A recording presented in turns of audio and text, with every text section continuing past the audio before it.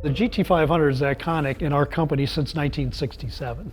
And when you look at the GT500 and its history, and then you look at, okay, 60 years of the company, the next one for us needed to be something significant within the GT500 brand. I'm excited to see what the Shelby team does. As you know, with the Mustangs, Shelby name has synonymous with performance, and they've elevated some of the Mustangs in our stable. So the last iteration was in 2009, and that was a fantastic car. So I'm actually interested to see what the team has in store for us. The next car is our KR, so the king of the road. GT500, Shelby KR, we're looking at this car and we're going, okay, let's pull all the stops and let's make a car that we can really have fun with. We've got a pretty solid playbook on a KR. In '68, Carroll Shelby took the GT500 to a new level with a little bit better powertrain with the Cobra Jet 428 that was just coming out in April of '68. And he created the car, which was the king of the road. A little bigger hammer, you know, a little different flavor to it. And they only built like 1,053 fastbacks and 517 convertibles in '68. And we built a little over, right about 1,000 2008s, and I think 712 for 2009. King of the roads, okay? And the neat thing is we're sitting here in the Segerstrom Museum and Heritage Center. We've got a lot of '68 GT500 KRs here. We've got a few of the '08s, '9s, and a whole lot of other cool cars here. So it was really cool. So when you look at those kind of things, debuting the information here, that also made sense. What better place to go than the Segerstrom Shelby Center? The first car Ted had was a hand-me-down Mustang, and then he bought a '72 Mach 1, which was his absolute favorite car. He had to get rid of it because of kids coming and needed car seats, but he never lost the love for the Mustangs, and that's basically how they came in. My second one was a '68 KR, and when we had it restored, it was my youngest daughter's favorite car, but she passed before we got it finished. We had that restored, and it turned out it was actually a one of one, and we didn't know that until that time, and so they told us that you can't drive this anymore. So they said, well, I want a KR we can drive, so I found another '68 KR with air conditioning this time, convertible, 4-speed convertible on the East Coast. And we took it to the restoration company at the time. And a few weeks later, there's a young man out here in Pahrump, Nevada. They had found another one that was pretty rough because it was in the back of a dealership, but he knew it was a KR. Just happened to take it to the same restoration shop, and they got them stripped down and they put them side by side, sequential VIN numbered cars. And then we looked at the ID, the Shelby ID number, sequential Shelby ID number, and they were identical twins. Those are the two that's sitting behind me right here. So again, now you got two cars you can't drive. And it kind of progressed from there, and it's like, one of these days we're going to find one that we could actually drive and have some fun.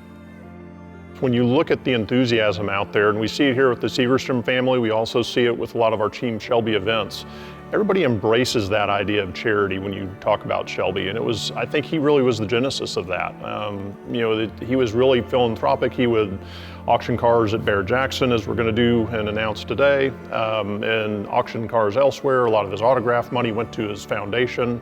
So for him, it was really critical as he saw that as a long-term legacy, and for that generosity to reach out to other families and other enthusiasts that have been around the Shelby brand for a long time. He'd be really proud of that today, as I am. So you guys are about to sell another VIN 1 car, and we're here today about that car. So number 1 VIN number for the 22 package, GT500, yep. King of the Road. King of the Road, that's it. We are going to sell, which we also sold in, I believe it was '08, the first KR.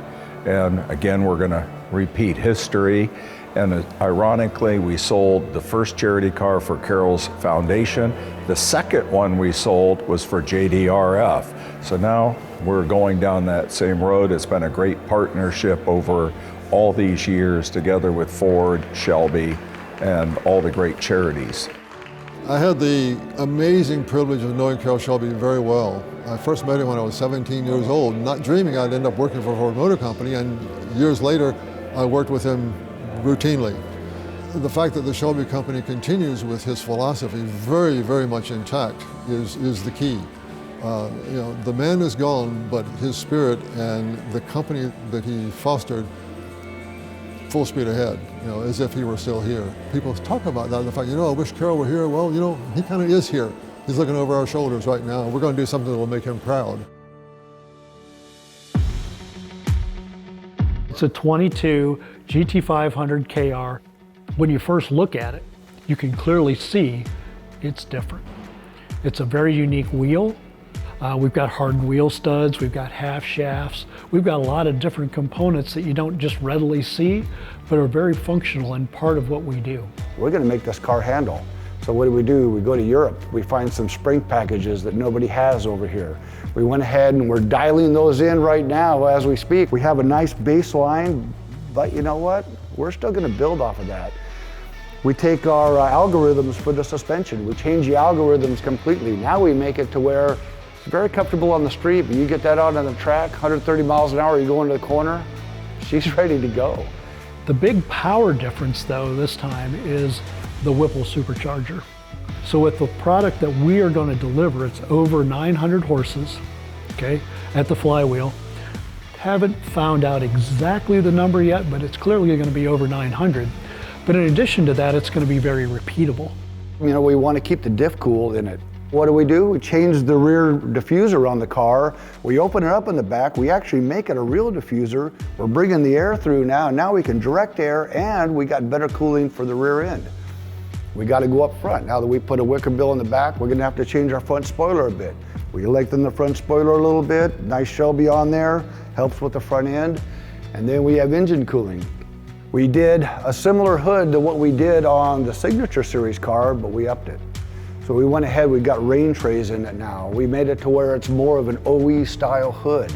It's still dry carbon, it's still lighter. We took everything, took all the weight out of it. It also utilizes that dual clutch transmission, which is fabulous. People look at it and they say, well, it's an automatic. When you drive the car though, it's clearly not. It rev matches, it upshifts, it downshifts, it thinks basically for you. And you can use the paddles if you really want to be aggressive and so forth. But we've had Billy Johnson, he was the guy that they used for the programming, the driving piece of it. And he can't hardly beat the thing with the paddle shift. So why would you think you're going to be better than the guy that raced at Le Mans and was the development driver, and that's what he does?